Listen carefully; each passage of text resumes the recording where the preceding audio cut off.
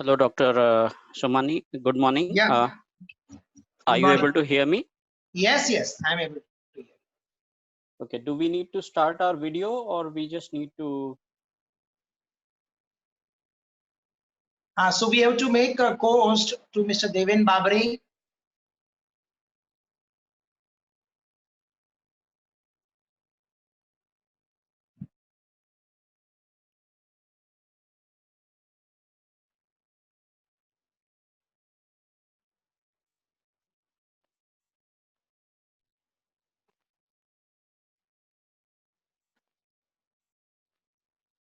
I just want to do a quick check that are you able to see the slides? Yeah, I'm able to see. Okay, great. Just wanted to do a quick check. Yeah. Okay, so then I'm all set. Whenever my turn comes, I will be happy to Yeah, share sure, the sure. slide. Sure. I'll go on mute so that I don't Yeah, disturb anybody please, else. please.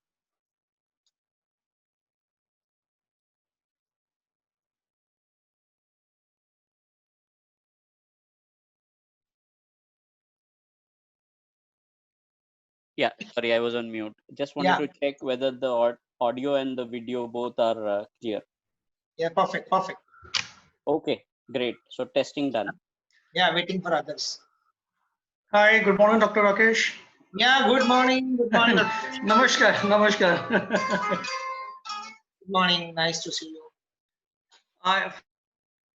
So, am I audible? Just a few checks before Yes, we actually go on. Very much audible. And visible as well, right? Okay. Yeah. Perfect.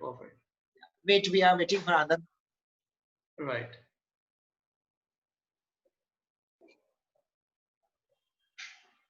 So it seems to be a meeting module, right?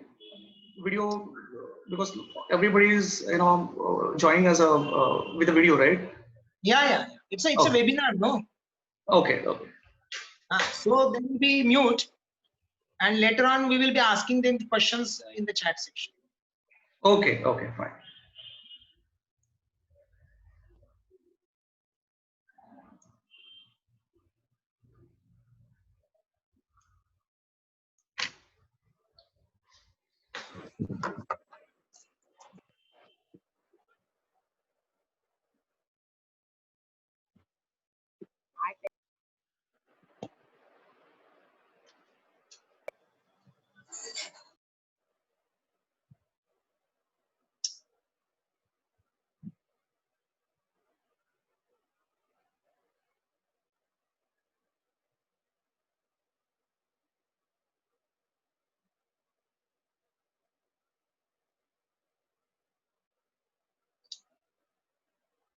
I'm waiting for Dr. Bansali to join.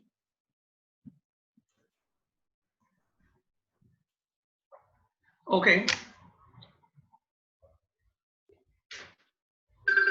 So still we have 10 minutes, so perfectly all right. Yeah.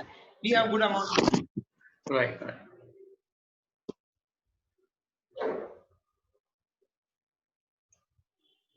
So I think the participants already started joining, seems to be. Yeah, they're a bit slow now. Okay. That's fine. I mean, sometimes it takes, network congestion is everybody's facing right now. True. We have Mr. Devin Babri who is with us. You both can introduce with each other. Hi, Dr. Devin. I think he's on mute. He's on mute.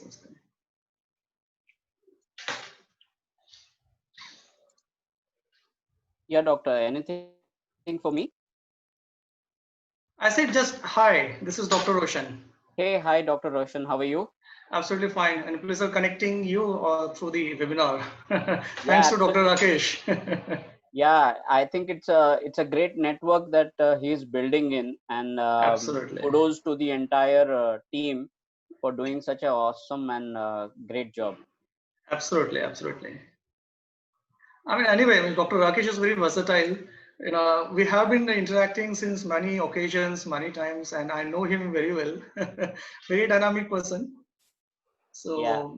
And under his leadership, School of Pharmacy, D.Y. Patil School of Pharmacy is going to rock. Yeah. So you all are great and dynamic people are there. So probably we are doing something. Thank you. But again, sometimes it goes with the कहते हैं ना कि सोने की कदर सिर्फ जौहरी जानता है, so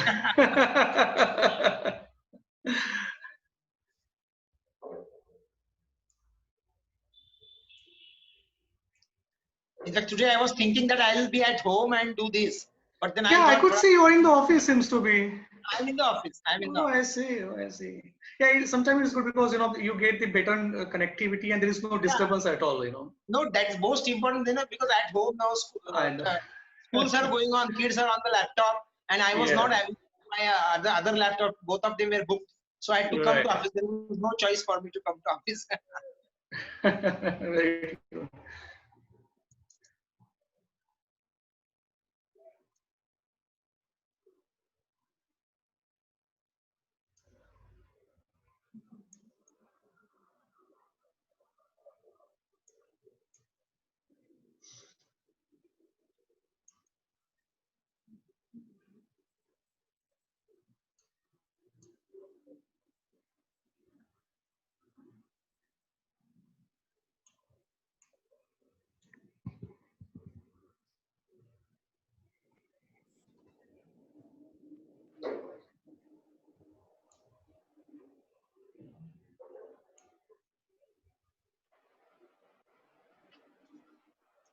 I'll just check with Dr. Suraj.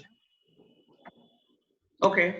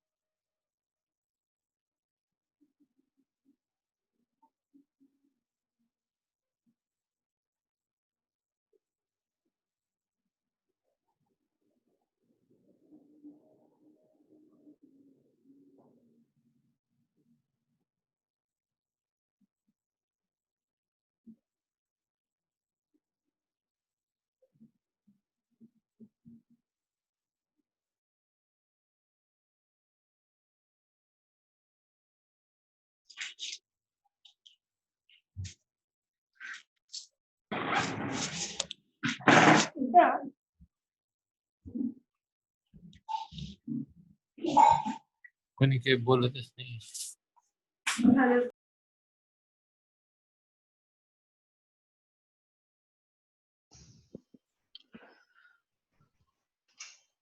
Hey, hi, students and participants. Just give few minutes. Dr. Rakesh is joining soon.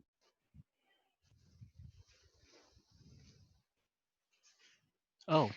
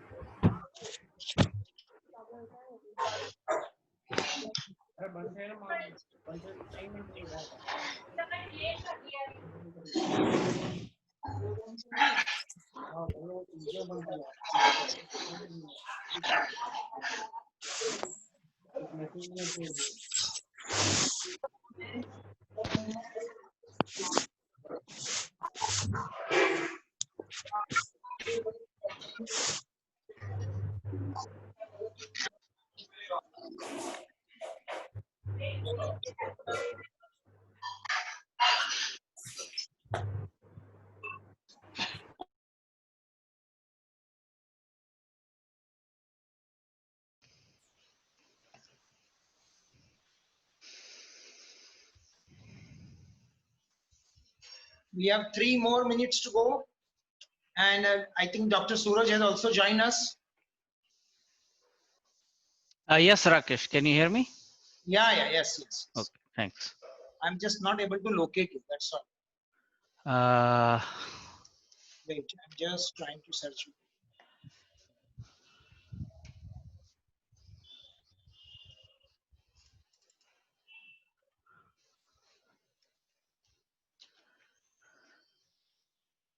Now, yes, I'm able to see. Great. So we all the panelists are here now. Dr. Suraj, Dr. Roshan, and Mr. Devin, all of them are there. Okay, it's 11:58 in my watch. Next 2-3 minutes we'll wait, and then we'll start. Sure. Perfect. Yeah, hi Devin, hi Roshan. Hi, Suraj. Glad to connect you. Yeah, same. Hello, Dr. Suraj. Nice Dr. connecting. Suraj is from Hyderabad. Namaskaram. Namaskaram. Yeah, Mr. Devin is from Pune, and Dr. Roshan is from Mumbai. That is how we have connected all the dots. It's wonderful. That's the beauty of internet. We connect across the world. And this is going to be the futuristic reality as well. Absolutely. Yeah. Yes. And this is the whole phenomena of business operations and the end-to-end day-to-day life has been changed. I mean, sometimes we see that there are some change happen, but let me tell you, the change happens for the good reasons, and that's what the whole world is changing now, coming on the entire digital platform and doing the business remotely as well. Right.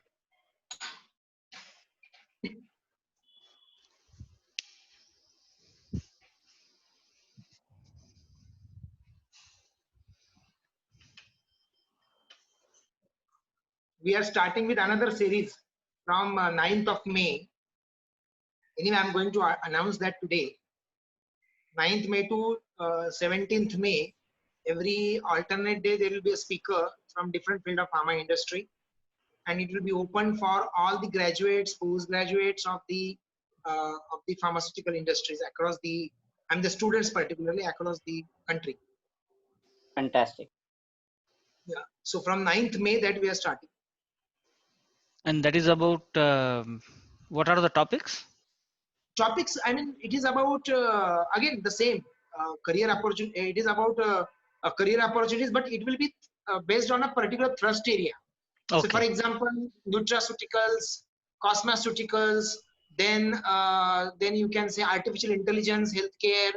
Okay, then career opportunity in the government sector, something like that. Right. Then R&D, general scenario, market scenario, and Dr. Roshan is going to start that session also. So 9th May, he is going to open the session. Oh, great. Oh, thank you. Thank you for the honor. So, I mean, various speakers from government agencies, also speakers have been roped in. Of course, it is not yet finalized. We are still working on that. But 3-4 speakers are already finalized.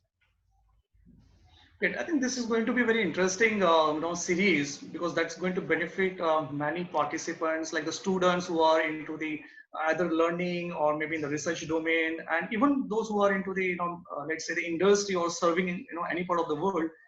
They will going to get benefited with very insightful facts, what's happening around the world in the pharma industry, and that will be a kind of continuous learning. And in fact, it will be pleasure for us also to learn from other speaker as well.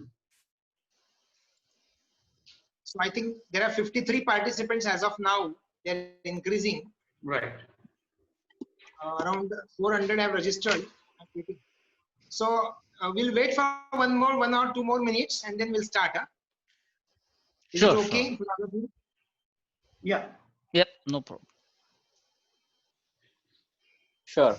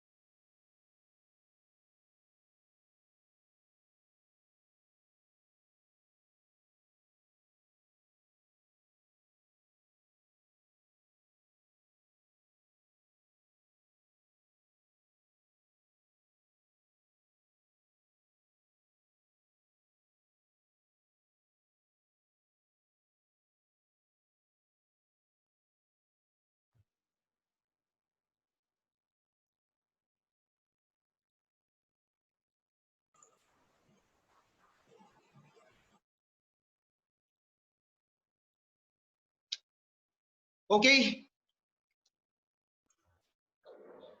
So good afternoon, one and all present in this very interesting seminar entitled as Career Options in the Pharmacy Profession.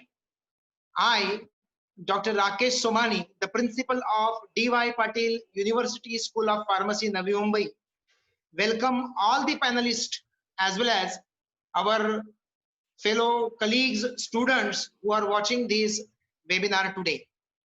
This is a very interesting activity our university has planned so that the students who are interested to pursue their higher education in future can get an insight into pharmacy profession. And so the D.Y. Patil University School of Pharmacy in Navi Mumbai, which has been established in last year itself, has taken the initiative to organize such kind of events so that the students get the knowledge and the guidance from the first-hand information coming from the panelists, coming from the experts who are working in pharma field since last 15 to 20 years or more. And so we have a very extreme panel with us today, starting with Dr. Roshan Palewar, then Dr. Suraj Bhansali, and then we have Mr. Deven Babre. All of them have been in the pharmaceutical industry since last 15 to 20 years or more.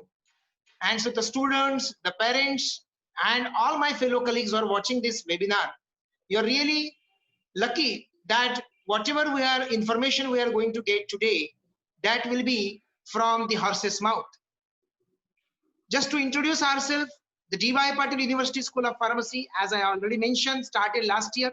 We are running 2 courses, that is Diploma in Pharmacy, D.Pharm, which is 2 years program, and Degree in Pharmacy, B.Pharm, which is 4 years program. Both the programs have been approved by Pharmacy Council of India, New Delhi, and both the programs are affiliated to D.Y. Patil University, Navi Mumbai. Though it has been only 1 year for our establishment, we have been actively conducting lots of student-centric activities, and we have roped in the varieties of industrial experts from different fields who can guide our students. We have constituted Industrial Advisory Council, that is IAC, then Board of Studies, that is BOS, then Drives, that is the cell which will motivate our students for undertaking the research and entrepreneurial activities. Our students have been motivated to take part into various activities across the city of Mumbai as well as in the state of Maharashtra. In a small span of 1 year, this school has organized more than 25 seminars for the first year B.Pharm and first year Diploma Pharmacy students. And those seminars are ranging from various fields, starting from a very niche area of artificial intelligence in healthcare to the manufacturing, production, sales, marketing, nutraceuticals, cosmeceuticals, medical underwriting, and so forth. And so the school is proactively involved under the leadership of our dynamic president, Shri Vijay Patil sir. We have been doing all student-centric activity.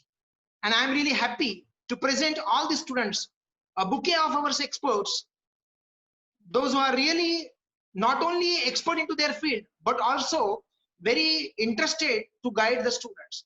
So let me introduce you one by one, our speakers, today's speakers. To start with, I'm happy to introduce Dr. Roshan Palewar. Dr. Roshan is the CEO of Docroche Global Solutions, a global brand of Docroche Health Private Limited, which is a leading global pharma leader in the pharmaceutical industry. He has experience of more than 15 years, and the students are very happy information for you to share is that he has been awarded with various awards like Pharma Ratna Award, 100 Most Impactful Healthcare Leaders Award, then Top Pharma Innovation Award, Healthcare Leadership Award, India Leadership Brilliance Award, and so forth. Dr. Roshan is also the member of Industrial Advisory Council of the D.Y. Patil University School of Pharmacy, and hence he has been actively involved and guiding us in orienting our syllabi towards industry point of view. I'm happy to introduce the second speaker today, that is Dr. Suraj Bhansali, who is PhD in pharmaceutics from the University of Buffalo, USA.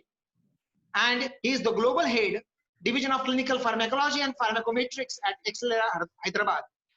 Dr. Bansali's expert area is again neuropharmacology, and also he is working into drug development and drug discovery, leading to with the help of artificial intelligence. We have the third speaker here today, Mr. Deven Babre. His expertise is typically into the area of biometrics and the pharmacovigilance. He is a postgraduate in life science and certified auditor. He has experience of 23 years in the field of clinical data management, biostatistics, and statistical programming. He is also involved into risk-based monitoring, pharmacovigilance, medical information, pharmaceutical industry. And so the students and the parents, you please be ensured that today's webinar is going to give an information about various upcoming areas in the field of pharmacy. Apart from the conventional areas in the field of pharmaceutical industry, you will be also exposed to various newer areas which are going to come. As we all know that we are facing a pandemic situation of COVID-19. The entire world is grabbed by this kind of situation. We are locked down in our houses and we are forced to learn the things sitting at home. However, knowledge has no boundaries, and that's why we are here with our all kind of inputs for you. All the students, I request you to mute your videos as well as your audios. Whatever questions you have, we are going to take questions at the end of the session. Whatever questions you have, please put those questions in the chat. Once we finish the primary discussion with all the speakers, then we will also go with the question answer session. So please be assured your all doubts will be solved, and also we are available to solve your doubts in person, by mail or so. So let us start with today's session with our first speaker, that is Dr. Roshan Paliwal. Yeah, good afternoon, Dr. Roshan. Good afternoon and namaskar to everyone. Thank you so much, Dr. Pani sir, for inviting us for this wonderful interactive sessions. And I'm sure from this particular forum, every single participant, especially students and parents, are going to get benefited in terms of getting the visibility, understanding the importance of pharmacy as a part of the professional life and making it as a career. So thank you so much, and my sincere thanks goes to the rest of the panel member as well, and looking forward for much more interactive session. That's great. That's so much thankful to you for accepting our invitation and helping us every now and then as an industrial advisory council member of this University School of Pharmacy. So Dr. Roshan, to start with you, as you know, as I mentioned in my introductory remarks, that the webinar is attended by the students who wish to pursue their higher education after passing 12th standard. Right. Now, as we see that this COVID-19 situation has realized all of us that healthcare is very, very important domain in the present situation. And importantly, we all are looking forward for a drug molecule or for the vaccine, which is going to treat this COVID-19. Okay, so in this background, pharmacy has become the important area of the discussion nowadays. And so my question to you is, can you please elaborate what is the view of, as per your opinion, how is the pharmaceutical industry growing in our country as well as across the world? And what would be the future of pharma industry in next 5 to 10 years? Over to you, Dr. Roshan. Thank you so much. Dr. Rakesh, I think you nailed it very correctly. Looking at the current COVID-19 pandemic situation across the world, entire world is going through the turbulence. A lot of challenges are coming forward, and it's kind of like every single country has been locked down. And so the case with India. But again, being into the pharmaceutical industry and at par that we have this excellent infrastructures, excellent resources available from the medical fraternity, pharma fraternity, and the kind of government administrative supports, we are able to handle this particular situation very systematically, and we have the kind of control compared to the rest of the other countries. So this is all possible because there are the professionals, there are the people who are working day and night to manage this show, to manage this pandemic situation, when it comes to formulation, when it comes to medicines, to making the product ready, manufactured and supplied to the various part of the country, and not only the domestic market, but also the international market. And that's what India is once again proven its presence strongly across the world. That's just one side of it. Now, first of all, my heartiest congratulations goes to all the students who have just cleared the 12 standards, and similarly, congratulations to all the parents for your very strong, support to your kids, because with your presence, with your support, you are the backbone of your family, and that's the reason you can see the dream coming true via your kids, that they are doing excellent, and making the career going forward. So, and especially, I think this is the right decision where I can see that, DY Patil University has invited and organized this particular session, and benefiting every single student who are very keen to pursue their career in the pharmacy. Now, I think first step has been done already, especially, I'm referring to the parents especially, because your worry has been completely, away now, because you are going to be a part of the DY Patil family, a family where the education is in the stream, that's the mainstream, and the whole focus is building the, that skills, that knowledge, that, specialization which is required to become a successful professional after completing the respective courses. That's one side of it. Now, as Dr. Rakesh, you rightly highlighted and asked me where the India stands as a pharmaceutical industry across the world. Let me tell you a few things very proudly, because being an Indian, we should also know how pharma industry especially doing great things in the world. So I would like to highlight that first of all, the global pharma industry, the market, if you look into, the total revenue is $1 trillion US. And that's the biggest size, the pharma industry is operating across the world.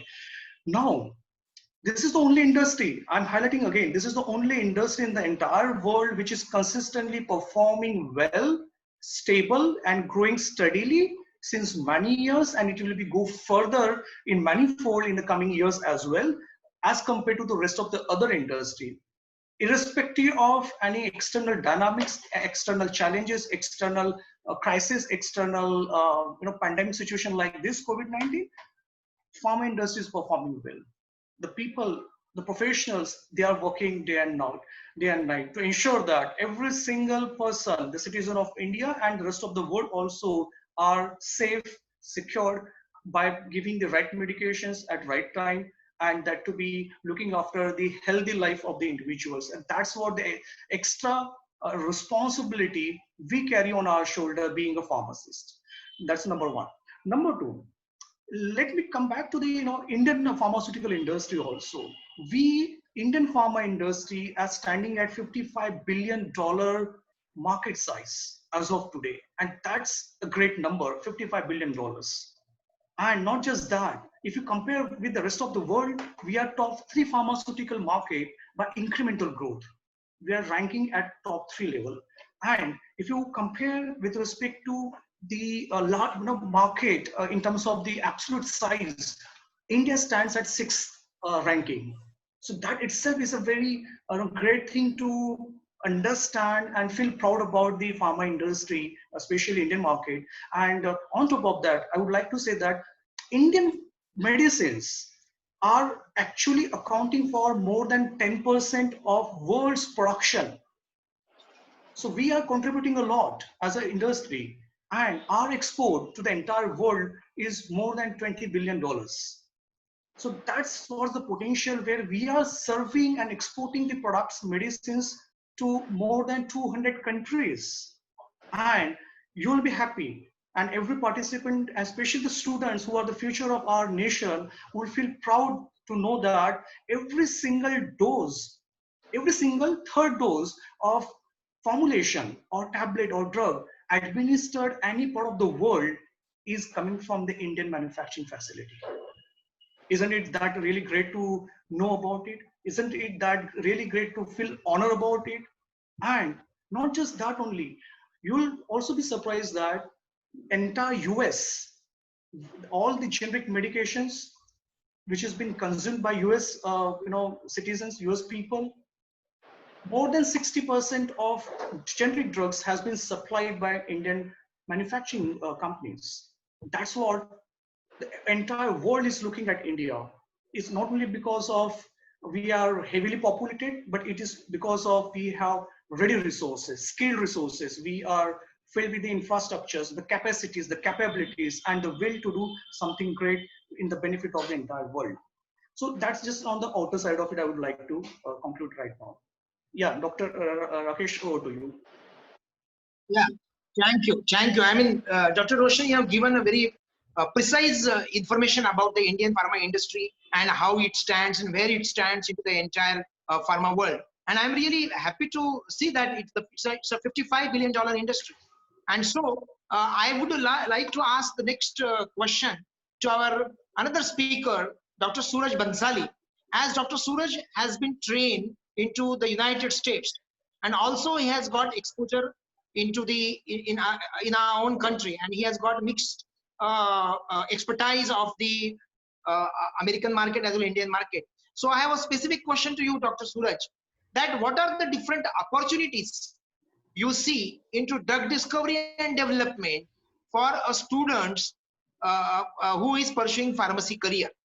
I mean to say that what kind of options one student has got after pursuing his degree pharmacy or maybe a postgraduate pharmacy. Please, over to you, Dr. Suraj.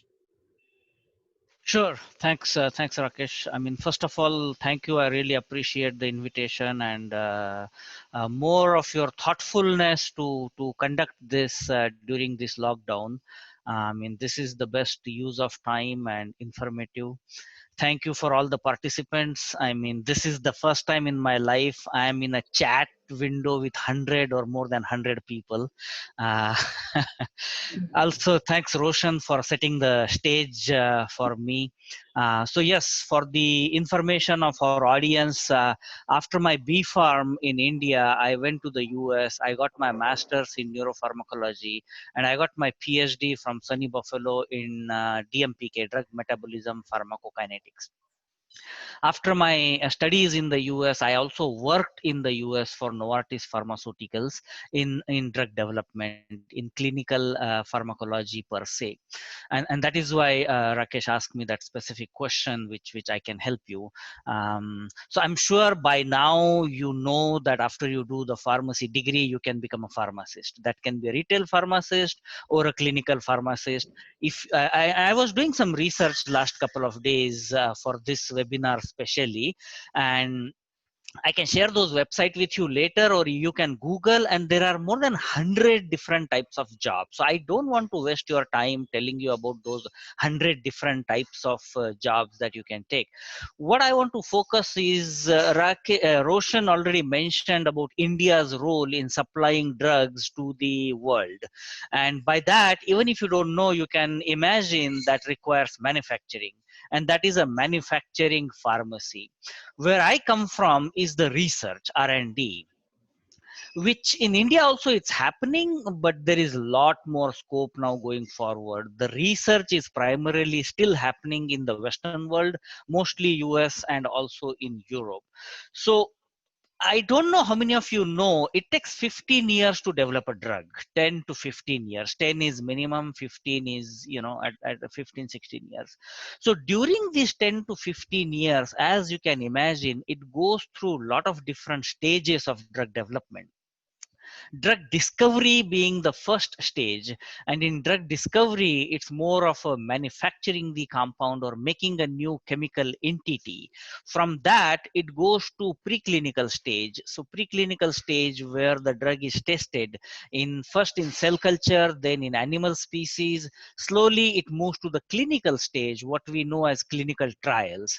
And these clinical trials, again, there are phase 1, phase 2, phase 3, and nowadays there is also phase 4, which is post marketing. So I'm telling you this briefly, but it takes at least 12 to 15 years actually for a drug in the drug's life to go through all these phases. Now you can imagine there is immense opportunity for a pharmacist to contribute at different levels of these drug development. In drug discovery, they can be the chemist thinking about what is the new molecule I want to make, or what is my target that I want to hit, and based on the target you can do the reverse engineering and design a drug to specifically target. In preclinical or extension of drug discovery, you can evaluate these new chemical entities, testing in cell culture and animal models. In clinical, which is one of the biggest thing I'm proud of, is I worked on 3 drugs actually that are in market today. And I can tell you it's very satisfying role, it's a very satisfying job actually, when you feel that your work is going towards helping patients getting better. And one of the main contributions of a clinical pharmacologist in drug development is defining the dose and dosing regimen. So for example, and I'm going to the basic level because I'm assuming these are early career pharma students or thinking about pharma career. So because of that, I'm keeping it simple. So dose is 10 milligram, 20, 50, 100. If you go back next time you check your medicine, different medication has a different dose because it depends on the potency. And some medicines are prescribed once a day, some are twice a day, some are thrice a day, which I'm sure even as a patient, doctor tells you all this. Who tells the doctor? That is us, the pharmacists, the clinical pharmacologists, who tell the doctor that based on the clinical trials that we have conducted, this is the dose we recommend, this is the dosing regimen we recommend. Now the extension of this is modeling and simulation. Modeling and simulation is being used in finance world, in aerospace engineering for many years actually. And lately it has a very big role in pharma also. What it means is when you are doing a clinical trial, you may evaluate 100 milligram dose, you may evaluate 300 milligram dose. You may think 100 is too less and 300 is too much. So what do? Do you blindly give 200? No, you cannot.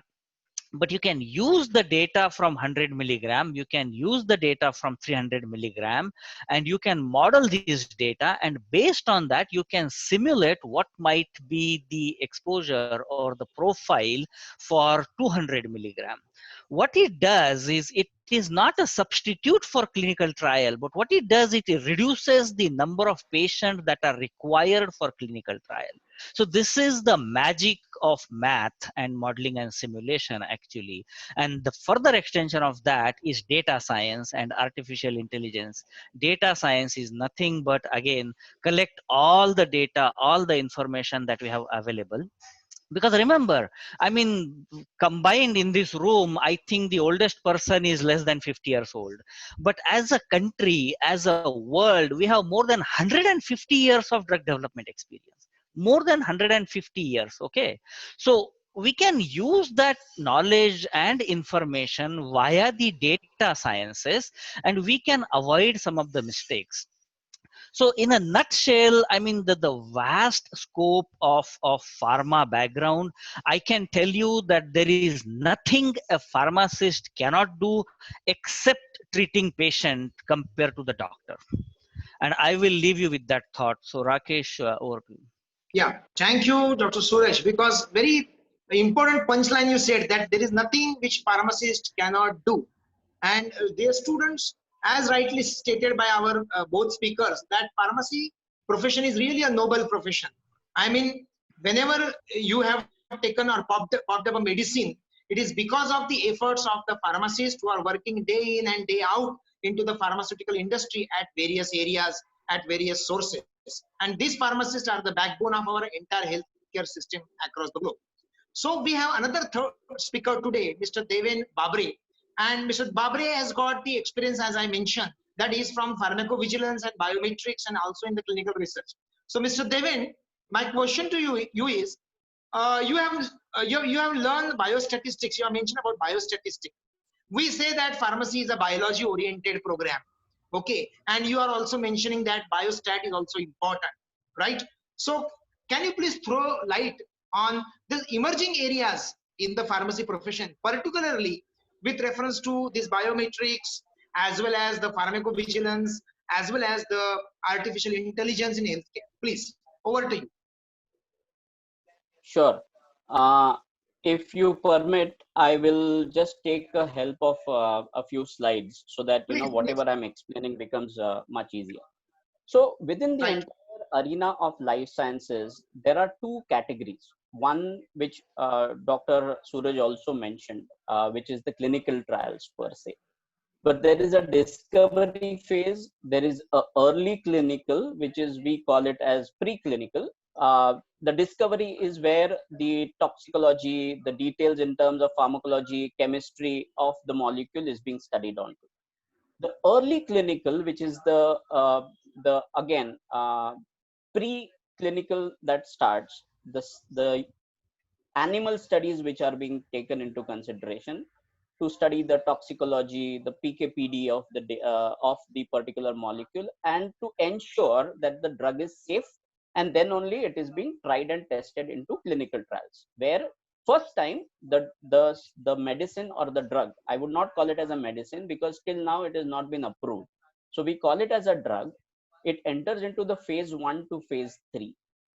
Post approval after the phase 3, it gets appropriately cleared through a new drug application where a formal approval is done. Now this is the entire phase of the uh, clinical research. Now today, at least for today's discussion, I will restrict my discussion on 4 major areas. The first area is clinical data services, and it has a huge scope around data and its nitty-gritties. 3 important aspects or 3 different domains that I would say. One is clinical data management, which the pharmacy people can opt onto. Second one is statistical programming. By qualification, pharmacists can learn statistics, but statistician's role may not be the apt role for a pharmacy to play, but they can definitely learn statistics to perform statistical programming. The third area is scientific writing, where again pharmacy with their language skills, when by having the appropriate skills in terms of understanding the medical background, can perform various activities by writing manuscripts, by creating a protocol, so on and so forth. There are several avenues within scientific writing per se. Now this is the first quadrant which I just mentioned in terms of clinical data services. The second quadrant was more from a safety services, where you have pharmacovigilance, complaint management, and other things which are coming in place. So that's the other area. Again, pharmacovigilance is heavily influenced by pharmacy people. It's the bread and butter where pharmacy people get lot of activities to be explained onto. And there is a difference. So Dr. Rakesh Somani did mention about cosmetology or cosmetics, nutraceuticals. So similarly, the way we call it as pharmacovigilance, there is something called as cosmetovigilance as well. Okay. Then there is a avenue for nutraceuticals. There is something called as pharmacogenomics. There is something called as pharmacoeconomics. These are some of the affiliated areas in which pharmacy knowledge can predominantly be raised onto. Now, when it comes to the actual pharmacovigilance part, which is the drug related vigilance, there can be complaint management, which is again heavily influenced with the medical devices part, right? So complaint management becomes another avenue. The third quadrant is the regulatory, which may not directly be part of the pharmacy related activities, but it heavily induces onto the pharmacy, which can be appropriately imbibed on. Now, the third is an interesting area, which is very upcoming and very dominant onto. The third area is actually the risk-based monitoring, or you may call it as clinical operations. Here, the pharmacy's role is also pivotal. because you understand the logic, you can understand the nitty-gritties, you can do fraudulent check, you can check the clinical operations part.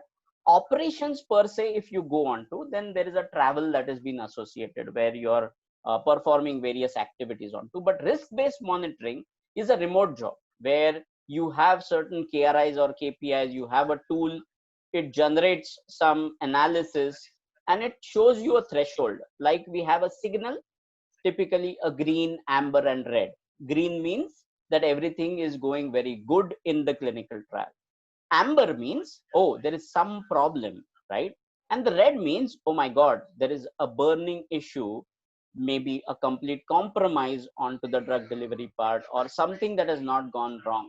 So these basically becomes the three levers for us to quickly imbibe onto.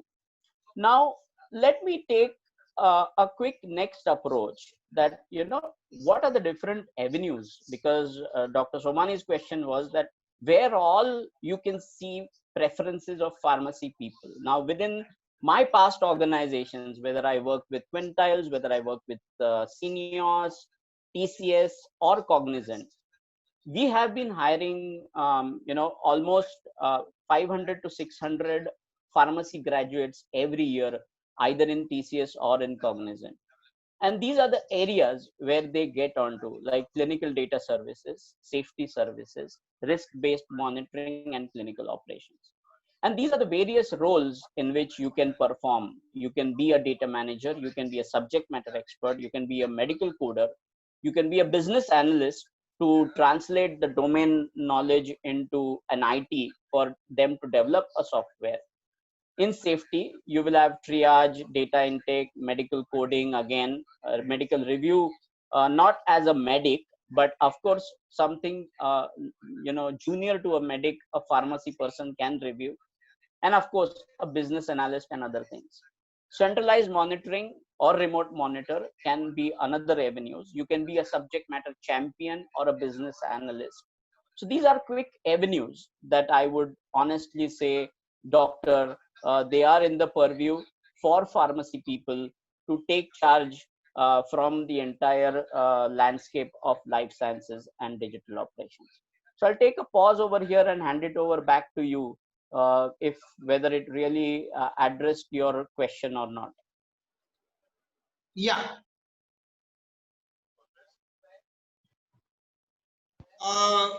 Since we have the young here, okay, which are not yet got this orientation about all this clinical research and all those areas, we would more focus on the basic parts of the pharmaceutical industry. Okay, so I will go back to Dr. Roshan and would like to ask Yes. Dr. Roshan one question.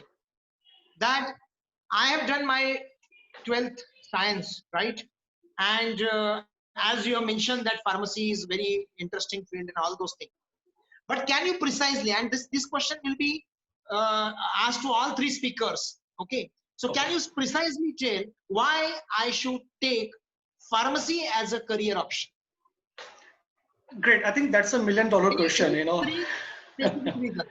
Yeah. So I think that's a really great one. And I think this will set the pace for the entire, our students and the participant to decide a career to where they wanted to make their, profession, right? Let me tell you one thing very clearly. Pharmacy field welcomes all sorts of, all skills of, all type of, student to make their career, because pharmacy is not only meant for one type of person in terms of their liking, interest, and the hobbies, right? Or the passion, I would say. This is actually for open to everyone because it's a big industry and there are many, sorts of requirement when it comes to the role, profile, and the career. Okay, because there are so many different departments, different, specialities available within the industry, and every single participants, every single student across the world are eligible, are capable to join the industry, join the pharma, and making as a career. Now, quickly, I would like to tell you that as you're going to, you are actually standing at really, great milestone where you're going to, because of your decision, going to make your career in a great direction, or let's say, drift direction. So that's what you have to take a call accordingly. But from perspective, as we are coming from the industry, we have seen the pharma world from many companies, from many countries. So we know certainly that how the industry works or how the entire pharma domain is all about, right? Now, it's all about you as an individual, which particular function that you would like to join.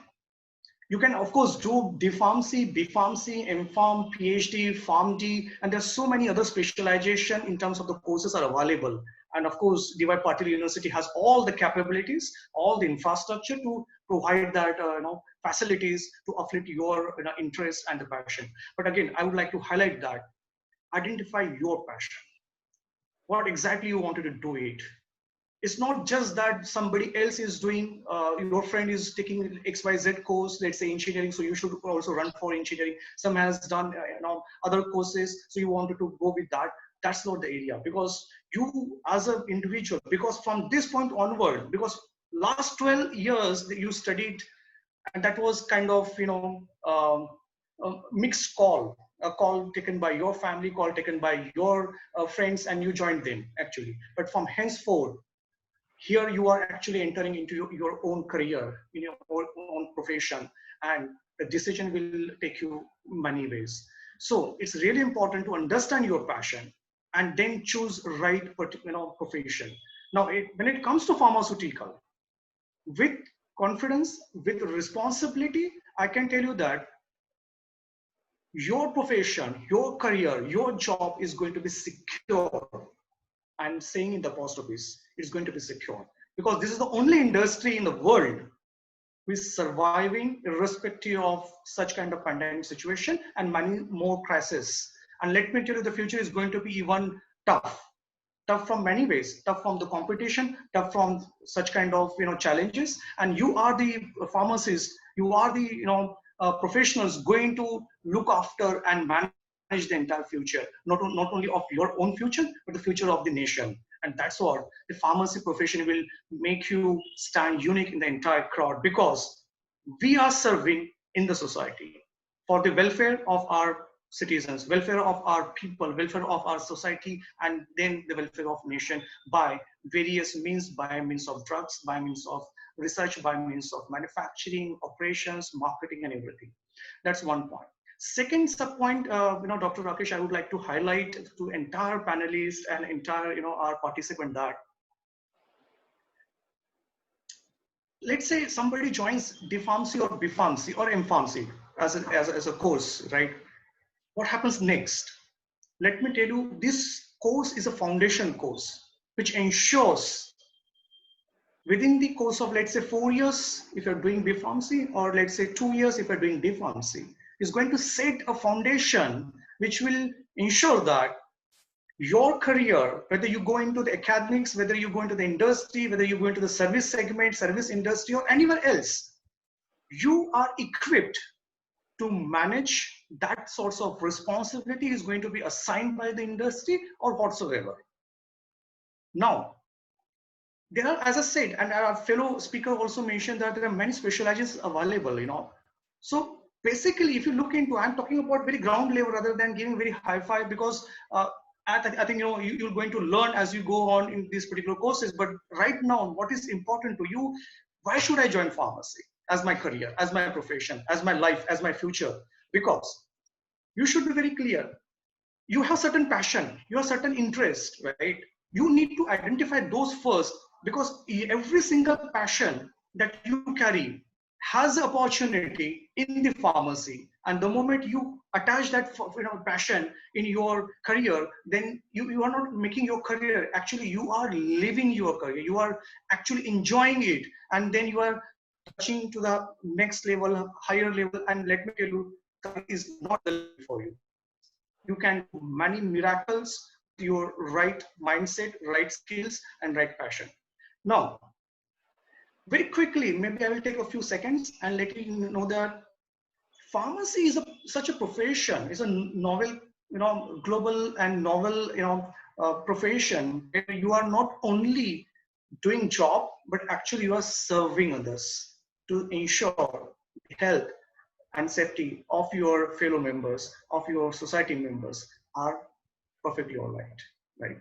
And now if you look into, I mean, there are many opportunities lying within the industry, whether you join research, whether you join manufacturing, whether you join marketing, whether you join allied services like regulatory affair, medical affair, clinical affair, intellectual property management, or even using the IT as one of the core segment, because all the IT industries, let me tell you very clearly, all the IT industries, let's say most of the IT industries are now building one of the division, healthcare division in their entire portfolio, because there is a great future, there is a great demand. And Dr. Devan has rightly indicated what are the all opportunities within the IT domain are available for the pharma. So pharma, after you finish your graduation or post-graduation or even from deep pharmacy, you can get into many areas. You can get into the government domain. You can be a part of FDA, Food and Drug Administration, be a drug inspector, be a health inspector by joining the municipal corporations and looking after the health of the community. Actually, be a community pharmacist. You can join as a hospital pharmacist also, retail pharmacist also. You can come to the industry, and industry has many more doors. And it's, let me tell you, your career, your future is all depends upon your capabilities, your own willpower, and you can make your career much larger. There is no limitation, there is no boundaries altogether. And I'm again repeating, it's all about your passion and interest, which you can decide. And pharma profession welcomes all sorts of passion oriented people, all sorts of skill, all sorts of talent. I was maybe, if you allow, I can just, there were a couple of questions from Sakshi as well as Duryodhan. Maybe can we take later? I can respond in the same point. Yeah, we can take later. We will Okay, take in the perfectly next. all right. Right. So Yeah. this is what on a higher side I can say that every single person who pursues pharmacy as a profession, their job is secure, life is secure, their future is secure. Over to you. Okay, thank you so much, Dr. Roshan. I mean, very rightly you have mentioned about how a pharmacist is very important in the healthcare industry. Now, I will ask Dr. Suraj. I have seen your profile, and also as you mentioned that you have been actively involved, or you were a part of a team who has discovered new drug molecules. For example, canakinumab, tobramycin, and few of these molecules you have been discovered. You mean to say that a pharmacist can also become a scientist? A pharmacist can also become a drug discovery person? What is your opinion about how one can become a drug discovery scientist? How one can discover a drug molecule? Can you just tell us in very brief?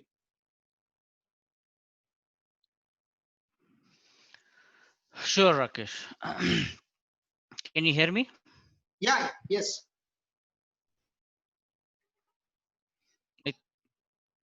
Okay. Yeah, your video was frozen, so I wasn't sure. Yeah, So yeah, in fact, what's that? Go ahead, go yeah. ahead. I think we can hear you and see you also. Okay, good, good. So in fact, my first job title at Novartis was scientist. And I still have those business cards with me because, for anyone as a child who has a dream to become a scientist, and if when it's nothing like that. So yes, Rakesh, I mean, the jobs in pharma industry are all scientists.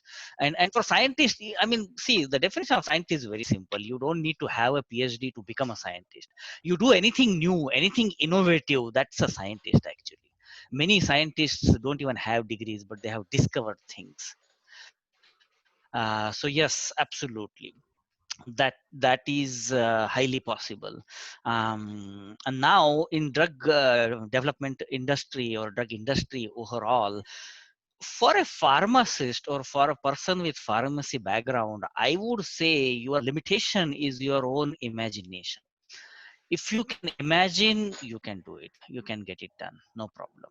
So the limitation is actually, they say the sky is the limitation. Sky is not the limitation anymore actually. Right. Imagination is the limitation these days.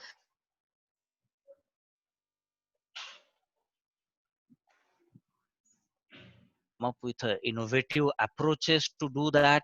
um, in US, and I think in India also these days, some integrated courses have started where they have pharma plus PhD course. In US, it's quite popular these days. So you get PharmD and then you also get PhD. Of course, it's 3 more years or 4 more years. Similarly, PharmD plus MBA, PharmD plus JD.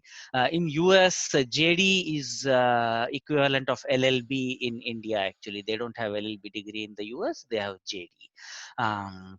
So there are many schools or universities which are offering these integrated courses because pharmacist, like we discussed at the beginning, dispensing of medicine is only one role for a pharmacist, and nowadays pharmacist is required in all walks of life.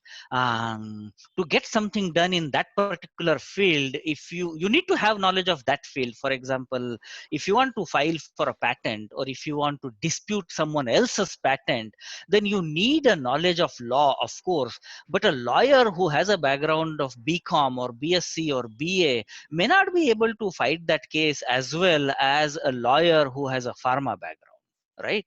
Same thing goes MBA, who are administrator. If you have a pharma plus MBA, of course you can manage the project better. So same thing, I mean, Rakesh, I deviated a little bit from your original question, but yes, a pharma person can and will become scientist. I was one. As you grow in your career ladder, you become a senior scientist. End of the day, it depends on your own ambitions. I have few colleagues of mine who are more experienced than I am, but they didn't want to go in a managerial ladder, so they continue to be scientists because they enjoy it. They enjoy it a lot. I wanted to go in administration or managerial role, so I started managing more scientists because I thought that way I can make more impact instead of one person doing all the work. If I can have team of people help me get some done more work done, that way we can collaborate across different scientists, get their ideas and execute the best idea.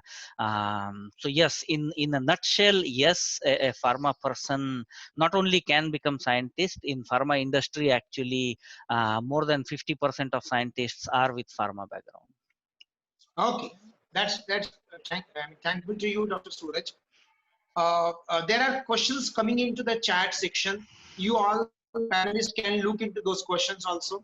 After this round, we'll take a few of those questions. Okay, so I will be moving to Mr. Deven for the important question that you have been having a background into this fields, and you must have seen the students from the life sciences and students from various background. Typically, the BSc and MSc students. My question to you, Mr. Deven, is that whether, and not only, in fact, the question is that how a pharmacy graduate can actually contribute impactfully into your area of expertise rather than typically a science graduate, with Right. emphasis on this pharmacy graduation. Can you please put your thoughts? Absolutely. Absolutely. So very interesting question, and I definitely anticipated this one, to be very honest. So it is not very easy for a life science graduate to really understand the world of clinical trials because it has lot of domain expertise which easily gets covered within pharmacy area. Now, if you look at the futuristic world, and I think that's where I would want to be little intuitive. Pharmacy gives you a very, very strong foundation which cuts across several domains within clinical trials. It's not only one that only you stick to pharmacovigilance only. I think pharmacy, if you do the basics right, you always get into a threshold of working across several domains within clinical research. The second part is the life sciences graduates or any allied resources. What they do is they always struggle to understand the domain. That's not the case with pharmacy students. They are always ahead of the curve because they could fast learn.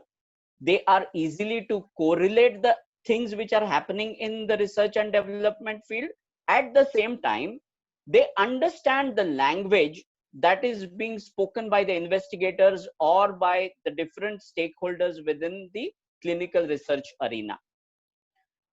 The other good part of pharmacy is that along with the caliber that gets developed from a domain perspective, in today's world you also get exposed to the digital world of it. So be it basic programming, be it some referential like R or Python, these becomes an additional forte for the pharmacy people to go well ahead of what is being asked for. Because tomorrow if you look at whether it is a RPA, which is or maybe a machine learning or artificial intelligence, the robotic process automation, or basically all these things will have to have a strong domain, which is again the pharmacy that you get onto.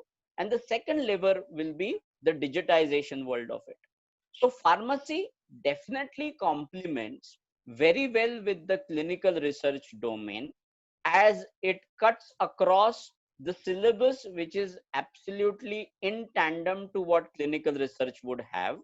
And second, last but not least, it helps an individual to grow faster within the organization, not only in terms of activities that they perform, but also in terms of the cadre or the responsibility handling in terms of various roles. Like, for example, the moment you understand how to process the data, you can then become an expert to manage the data. Then you become an expert to review the data. You perform medical coding, you interpret the medical terminologies, you understand the coding dictionaries very well because you are a pharmacy graduate. You understand the domain very classically. And then you become a therapeutic area expert, be an oncology, whether it is a RECIST criteria, whether it is which type of, so when we say take a type of drug, whether it is a quinolone, whether it is a fluoroquinolone, you are able to easily titrate the world of pharmacy with the clinical research that is happening. And this definitely gives you a very different paradigm or an output to look at the clinical research world very closely with the lens of pharmacy being there. So I think in nutshell, the pharmacy graduates definitely have an upper hand, provided not only they cover the basic things, but I think whatever DY Patil as an institute is taking efforts to launch the artificial intelligence and other allied areas, a combination of this will be super fantastic. Oh, that's good from you, Mr. Deven. I think all the speakers have unanimously mentioned one thing.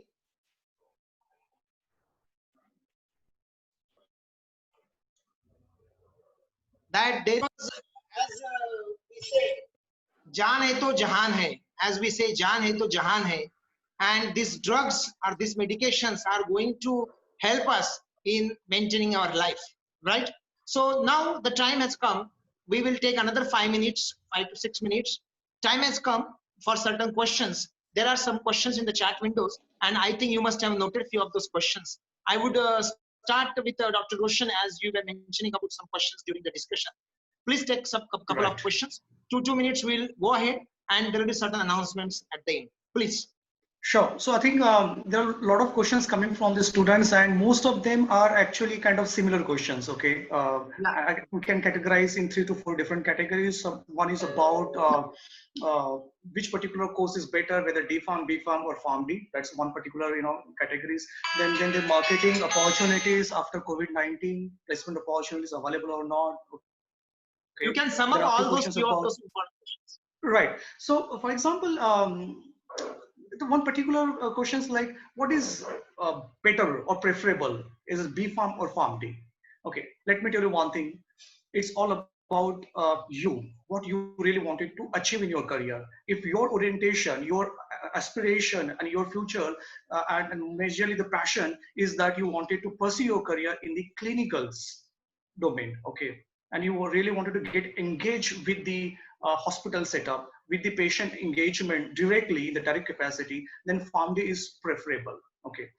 So you have the opportunities open when you go into the hospitals, when you go in the industry, and especially join clinical affairs, clinical trials, and so on, because you are going to interact with the patient in the direct capacity. Okay.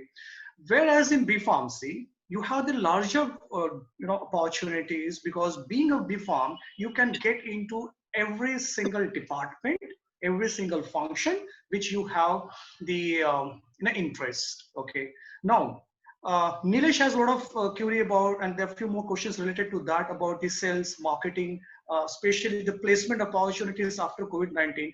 Let me tell you that COVID-19, this pandemic situation, is a temporary in nature.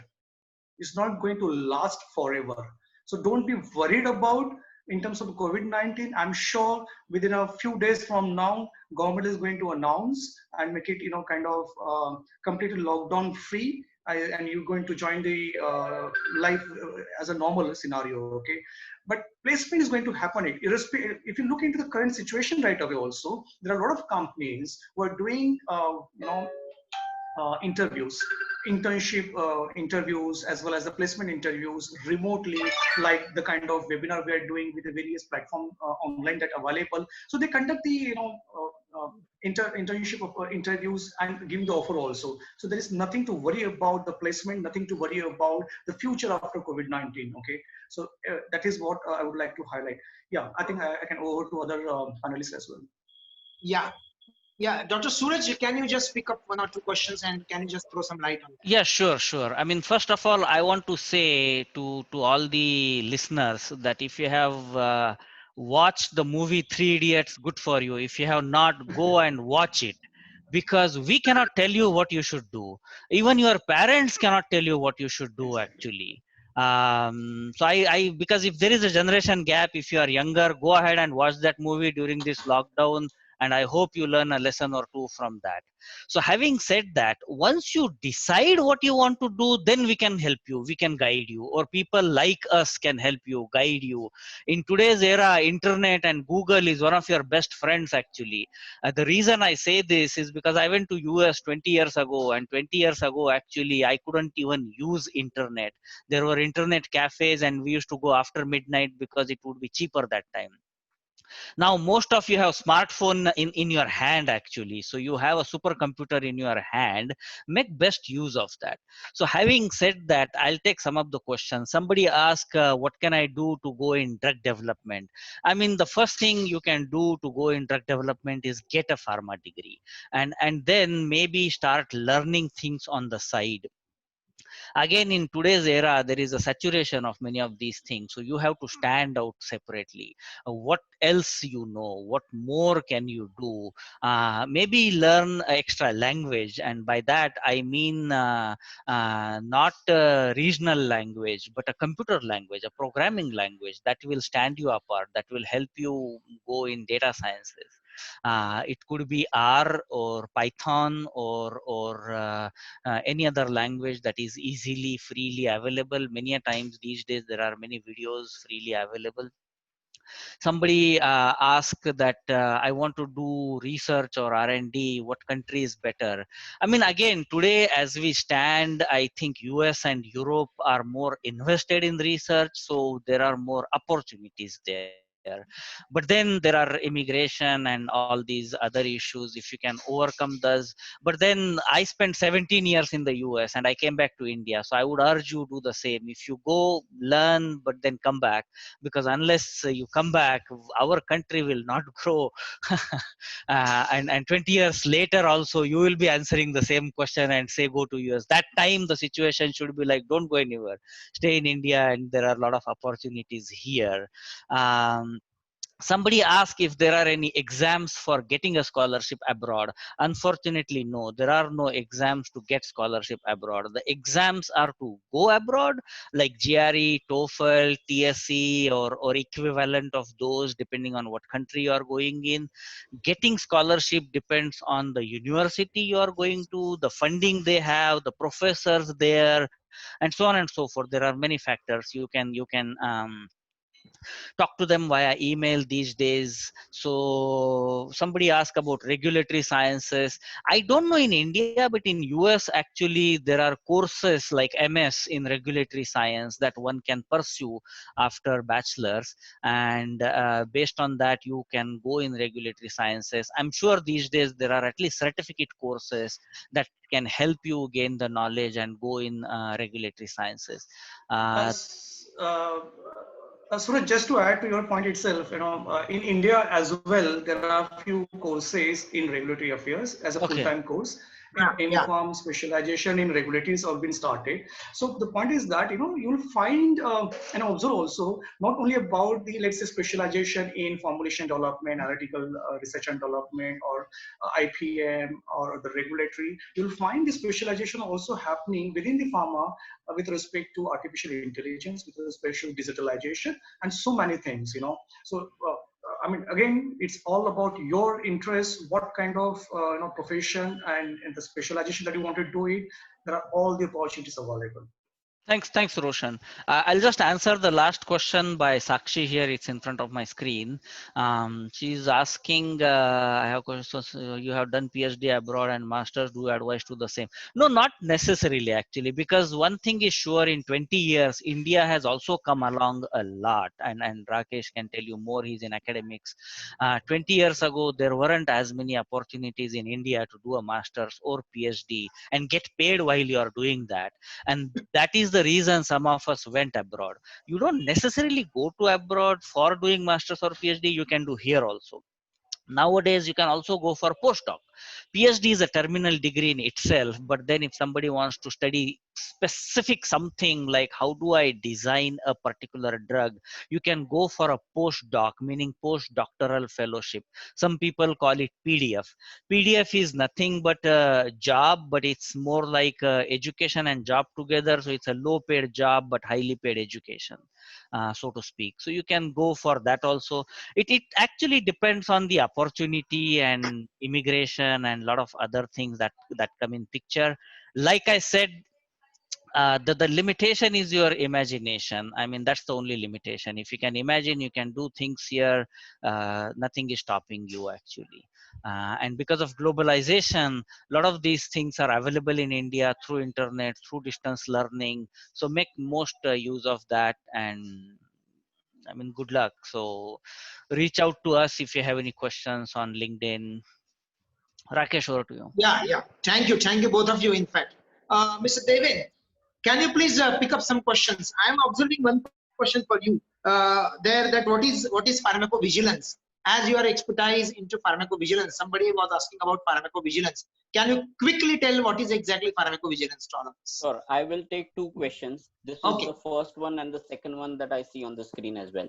So pharmacovigilance is nothing but any untoward or a serious adverse event which has occurred irrespective of the causality. If it is a causality of the drug which is already been launched into the market, they categorize into two parts: serious and non-serious. And this Can I undergoes. disturb you? Yeah, sure. Yeah, can you just elaborate in the layman language? Okay. Because casualty and all these are very, seems to be very technical terminology as per my understanding. Sure. Just tell there in the layman, it will be great. So whenever a medicine is being taken, the medicine has a side effect, right? The side effect can be serious or it can be non-serious. Serious means a person can die, or there can be a genetic disorder that can be passed on to the next generation, so on and so forth. And then it can be a non-serious. Now, every drug or a medicine has a package insert. The package insert is the prescribing information. So the serious effects or side effects are already noted in that. To ensure that the clinical research was done in a segmented area, the pharmacovigilance is carried out as an ongoing process throughout the life cycle of a drug being launched into the market, just to study that the drug is not causing any side effects. That is the main cause of pharmacovigilance. Pharmacovigilance has not been heavily practiced in India, but it is being used heavily in the rest of the world. Today, India also, means when I say today, it's not very today. If since past 2 to 3 years, India has been also active to lay out the foundation of pharmacovigilance within India. So basically, studying the whole mechanism to ensure that the safety of an individual is maintained, activity of pharmacovigilance is carried out to ensure that anything that gets reported against a medicine is being studied. That is the activity of pharmacovigilance.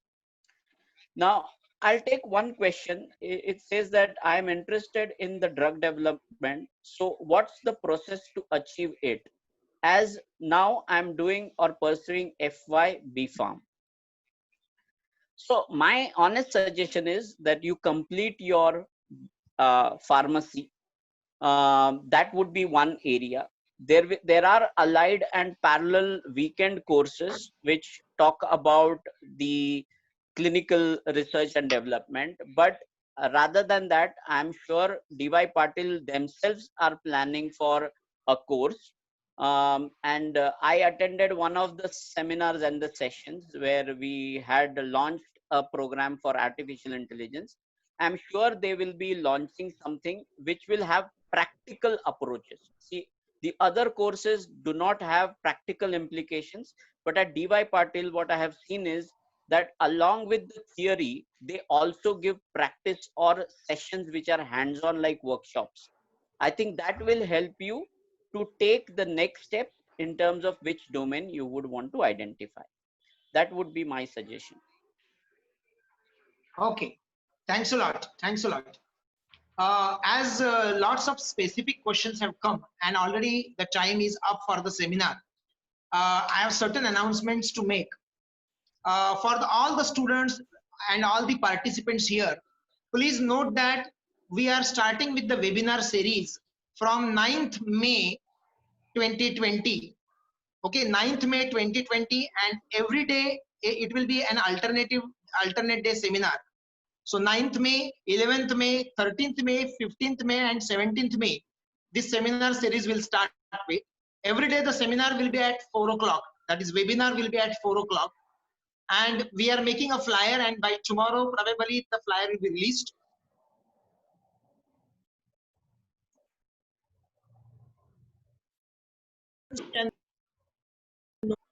Rakesh.somani Rakesh.somani@dypatil.edu. Rakesh.somani@dypatil.edu. So you can throw your questions on this particular email ID, and I will also be replying you with the entire schedule of this webinar series, which is going to start from 9th May, 4 p.m. It will be alternate day, 9th, 11th, 13th, 15th, and 17th. So many of your questions, which our panelists have already addressed. However, there are certain questions from regarding biotechnology, LLB, post BPharm, then government sector opportunity. So all these questions will be addressed into that webinar series, which is starting from 9th May, 4 p.m. onwards, right? So dear students, we are taking your leave now, and I'm thankful all of you, all the students, the parents, and the participants for joining this seminar. And most importantly, I'm thankful to our panelists, Dr. Roshan, Dr. Suraj, and Mr. Deven, for dedicating their valuable time with us, spending their valuable time with us. Thank you so much. Thank you, and have a great day. Thanks, thanks, Rakesh. I'm getting a lot of questions in private also, the private window. I just want to say one thing. Connect on LinkedIn with me. You can just Google my name and you will find on LinkedIn. If you don't know, LinkedIn is a Facebook of professional workers. It's very important these days to be professionally connected. I will try my best to answer your questions. And we can share your, if you permit, we can share your email IDs with the participants, if you all permit. Or otherwise LinkedIn, whatever is suitable to you. Yeah, LinkedIn is better because LinkedIn would be much better in terms of communication, would be my suggestion. So students feel to reach out. In fact, once you log on to LinkedIn, you will be open towards the broader horizon of networking. Yes. Yeah, and as Mr. Deven rightly pointed out, that we are starting with 3 newer courses in near future. That is artificial intelligence in healthcare, nutraceuticals and cosmeceuticals. These are the three courses which are starting in near future for our students, as well as they'll be open for any other students. Okay, so when a student is taking a degree from DY Patil University, apart from a BPharm or a diploma pharmacy degree, he or she will also be exposed to one or two areas, these newer areas. That is how the entire course is being planned. Though in the first year, in the very first year, we have just focused on the curriculum. Second year onwards, we will be enriching our students with these varieties of different areas and the expertise from the field of the pharma profession. Okay, so thanks a lot once again to all of you, and we'll close the session. Thank you so much. Thanks. Thank you for the Thanks, honor. Rakesh. Thanks. Thank you all, and all the best to the participants, I mean the students especially. Yes. Thank you. Bye bye. Good day.